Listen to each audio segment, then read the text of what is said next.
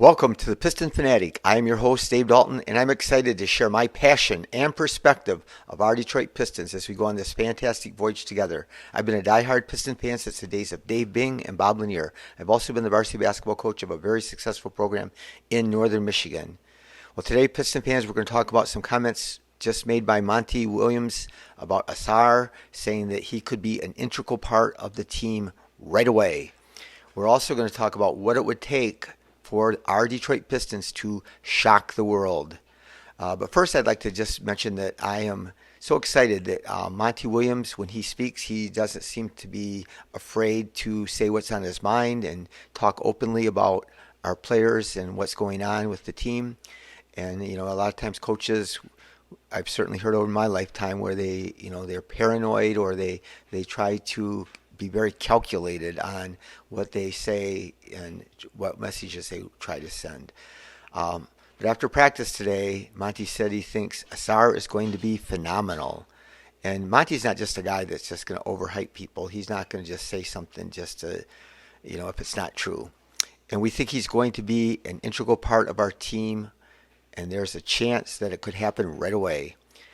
And that's, again, everything we've been hearing from everybody with how impressed they've been with him. Monty's not just basing it on 3 days of practice. He's basing it on what he's watched all summer. And, watching him at Summer League, and again, he went out to Rico Hines and watched them play. And then he's been in the facility every day watching them scrimmage and working with the players, him and the staff. So it's not just something, that he's flying off the handle. But he's just so impressed with everything that he's done.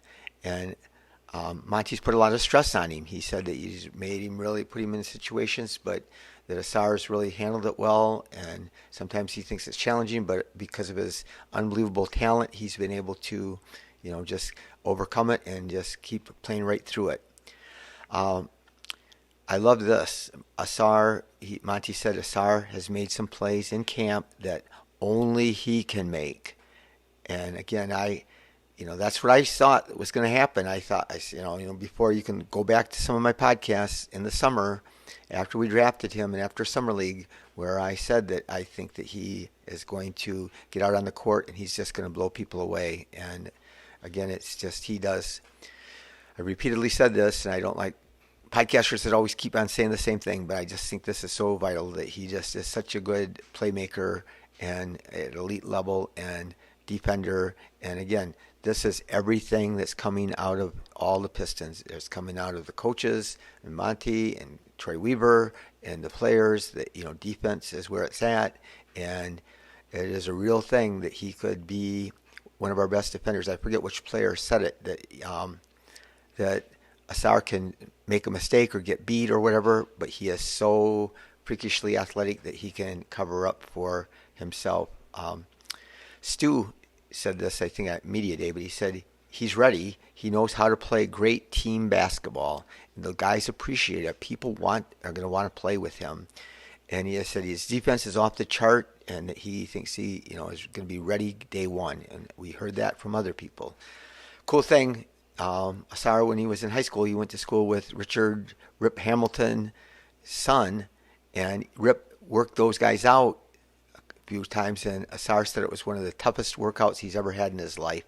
And we know Rip is legendary for how hard he worked in the off season, and that he was the best conditioned athlete in the NBA, people would say, because you watch him move without the ball, and he was always cutting. He was just perpetual motion, and people couldn't keep up with him. So I thought that was cool that he got to work out with him. So anyway, I mentioned what it would take to shock the world for the Detroit Pistons. Here we are. Again, Bleacher Report just came out, and they said that we were going to be 29th out of 30 teams. And I think they only had Washington below us. And then the Ringer, this is a good thing. The Ringer's got very smart, bright analysts, and they have us ranked 28th. So they think they might have had Portland, who was way better.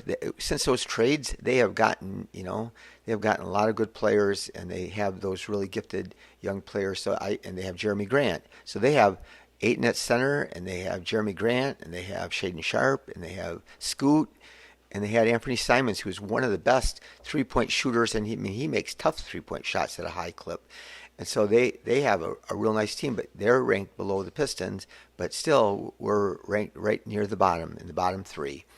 And so for us to jump and shock the NBA, and get to win even somehow between 38 and 40 wins, there's certain things that I think are going to have to happen, and we're going to talk about some of those today. Again, I think and I'm really even so positive about everything I've heard out of Monty and about the Pistons. I'm just really, I'm really optimistic, and probably overly optimistic. I'm probably being too much get caught up in the rush of being a fan, and I had always said that I thought they were going to win 15 more games, so that would put us at 32. But now I'm changing my tune. I'm thinking 32 to 35 wins. But could we go higher than that? Yes, we could. And what is it going to take? Again, all we've heard is defense, defense. And if we can be a top 15 defensive team, and Dan Burke, who's our defensive coordinator, and Monty, their teams have been top 15 defenses every year they've coached pretty much. And we do have a young team, and it can't be unstated that young teams do not play as good defense. Young players do. It takes time to learn how to play defense at the NBA level. But we're going to talk about the Pistons were first in the league in fouls. So that's not a good stat. So you're giving them, free shots at the basket, and they're going to make a high percentage of those. It's also showing you that when we're fouling, and why are we fouling? We're fouling because of what Monty calls blow-bys. Guys defending their man or closing out at the three-point line, and their man blows right by them. And, I know they're emphasizing that, and Monty has said if you can't guard two dribbles, you can't probably play. And the two dribbles are the first two dribbles that you take, and that's when we get blown by. So what happens then is when you get beat, either the guy reaches in and fouls them, the perimeter defender, or the help defense has to come over and try to help, and then they foul. And sometimes then even the help comes to help, and then their man gets open, and then the person that helps the helper gets there late and ends up fouling, and that happens all the time. Another thing that happened last year is we were undersized most of the year. We were playing with Stu as our biggest guy on the court, and he, we were undersized, so teams would score near the basket, and we had a real hard time, especially when the other teams had some big guys. But that should not be a problem this year. We should always be able to have one big guy on the court at all times. The other thing that happened, I know with Cade was getting in foul trouble in his rookie year, and even some in his second year where he only played 12 games, but he was always not wanting to give up easy baskets, so he would always rush over, and he usually did not get beat on the perimeter, but he would foul when somebody else's man got to the rim, and he would try to contest their shot. So we have that problem where we gave up a lot of points on fouls, but we also gave up the second most points in the paint in the NBA. And again, a lot of that happened earlier in this year after we got Bagley and Weissman.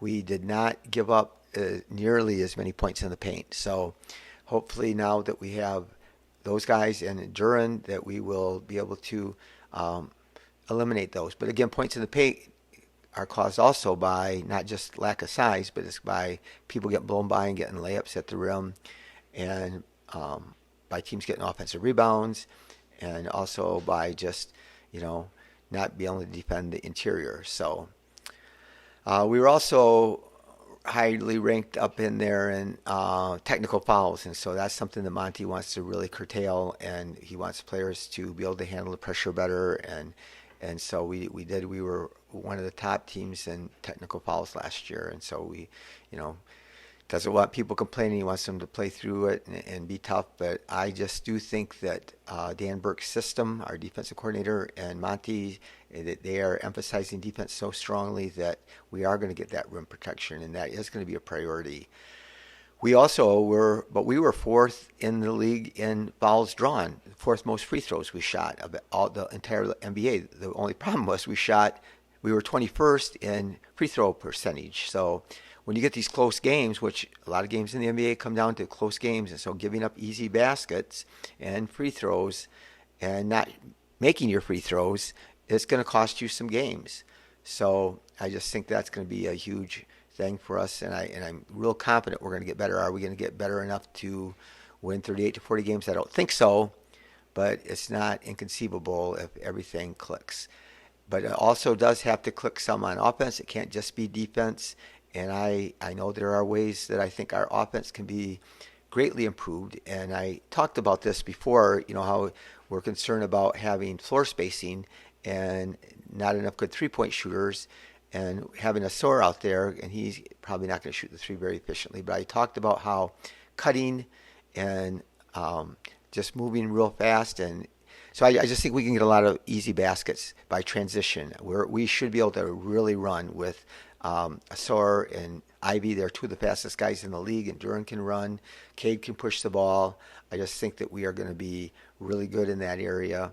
And also, I think we're going to create turnovers and get some points, some easy buckets off steals, which, again, Duran is really good at stealing. He anticipates really well, and so does Ausar and Ivy and Cade. Those guys all can step in the passing lane and get a layup, at the other end. So I think that could happen too, but I just think that our whole overall offense, even though we just don't have floor spacers, but just the fact that we have guys that are really good at moving, slashing, and cutting, and just our playmaking. We have a bunch of guys that can create shots for other people by driving. So if Cade drives the ball and he kicks it to Ivy, and Ivy drives the ball and causes somebody to have to help it, kicks it to Ausar, and then he drives it, then somebody's going to eventually be open. And we even saw this somewhat in the Rico Hine runs, which is not an NBA team, but we would drive in there and help would come, and we dump it to Duran, and then Duran would quickly throw a touch pass to Ausar under the basket for a dunk. So those are all ways that we can have better offense. I still do think that it's going to have to happen where between Cade and Ivy and Stu and Ausar, that between those four guys, that they're going to need to shoot close to league average, maybe a little under league average as a whole. And I think some of them might exceed that, and I think some of them might be a little bit below that. But between them, I think we are going to have to make threes. We certainly have added some great three-point shooters besides Bogey, and he is one of the best in the league over the last 5 years or more. And then Joe Harris is one of the best. Monty Morris is a great three-point shooter. So I think that another thing that I think that can't be denied is we have a Monty Morris, and it's just one of those things that we have that and he just is going to have a soothing effect on our team when we get rattled and the other team goes on a 15-5 run.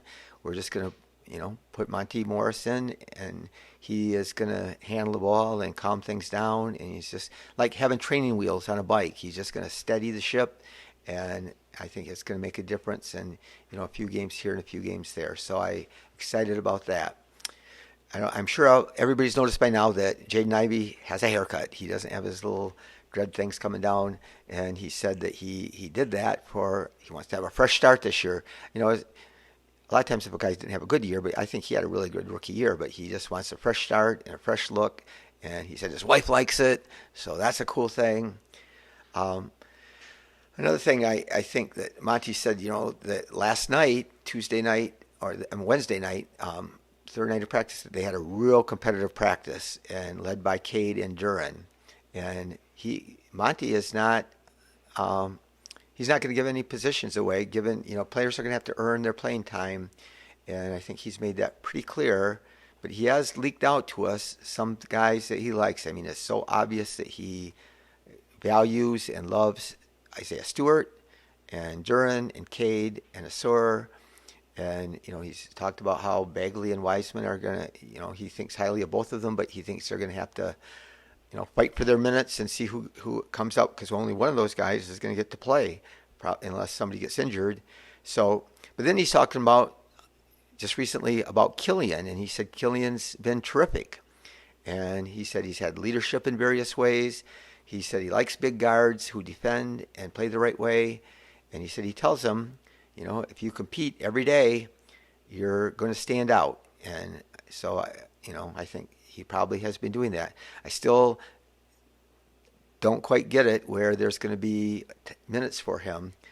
I know that they asked Joe Harris something about uh, now he's always been one of the best 3-point shooters in the NBA, and then but now he's on a team with Bojan, so it's a toss up there. And he said, wait a minute, what about Burks? Burks, we have shooting competitions, and Burks beats us both some nights, and so we do have that good 3-point shooting, but with Burks and Monte Morris, it's just hard to conceive where there's playing time because there's not even going to be enough playing time for them if Cade and Ivy play 30 plus minutes. So just as interesting what'll happen is, a lot of things are going to happen between now and the first game, or it's just going to be fun to see. Sunday at 3, the Pistons are playing the Suns, so we're going to get to see that.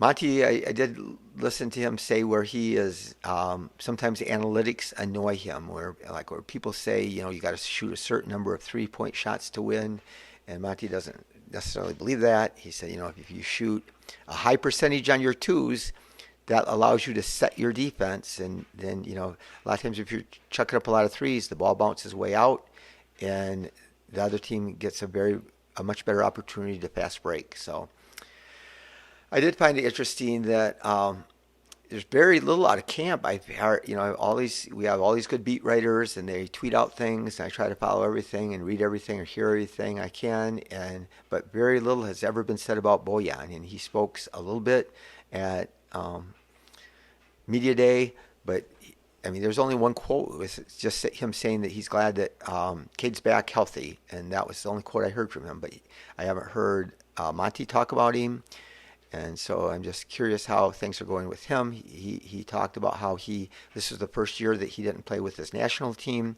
and he stayed at home and he worked out hard in the morning. He said it's important as a 34-year-old player that you are in great shape.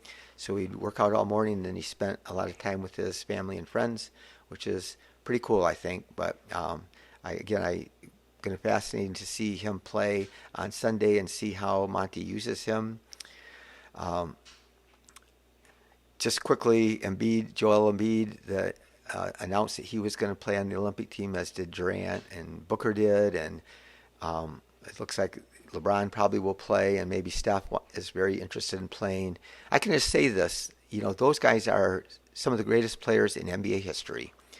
But there is a real thing about, as you get older, you don't get the loose balls. You're not as good in transition. You're not as good at helping out. So there's a lot of things. If we get just this older team, I've seen older teams in the NBA when Kevin Garnett and Paul Pierce and those guys got a little bit older, and they tried to play for New Jersey, and they weren't any good, and it was because they were older. And the Lakers tried to bring in Steve Nash and Dwight Howard when they were older, and some other older guys, and it didn't work. And the Lakers, when the Pistons beat them in 2004, they had Gary Payton, and they had a bunch of really good older players on their team. Karl Malone, along with Shaq and Kobe, who weren't that old at that time, but they had some other older guys that weren't that good. They were great players in their prime, but again, the Pistons all their players were like 26 or 27. Those other guys were in their, getting in their 30s and above their 34, 35. I don't know how old they were, but it just makes a difference. So I will be fascinated to see what Grant Hill does with the Olympic team.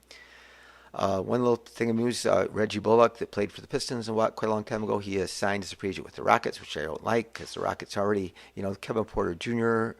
sadly got in trouble for domestic violence, and he choked his girlfriend and even, I think, broke one of her vertebrae in her neck, and they are suspending him, or they're not letting him come even by the team. And so, but anyway, for them, that's, it's sad that heartbreaking that happened for that woman, but actually for the Rockets, this is probably a positive thing. And then adding Reggie Bullock's a positive thing, because Kevin Porter was going to end up, he's had trouble everywhere he's gone, and then that's, Amen Thompson wasn't going to get to play. There was just not enough minutes for everybody to play anyway, and so that was a negative for them. But all right, anyway, Piston fans, if you're listening on YouTube, please subscribe and click on the thumbs up. If you like this episode, please share with a friend. If you're listening on Spotify, please leave a 5-star review. And I really appreciate every one of my fans. I'm really excited that we are going to go on this fantastic voyage together, regardless. If we don't get, take that unrealistic jump, like I said, it's possible, but I really don't think it will happen. But regardless, I think this team is going to be so much fun to watch. I think you are going to be so happy when you watch this team play. But be the reason that somebody feels valued and loved and cared for. And let's go Pistons.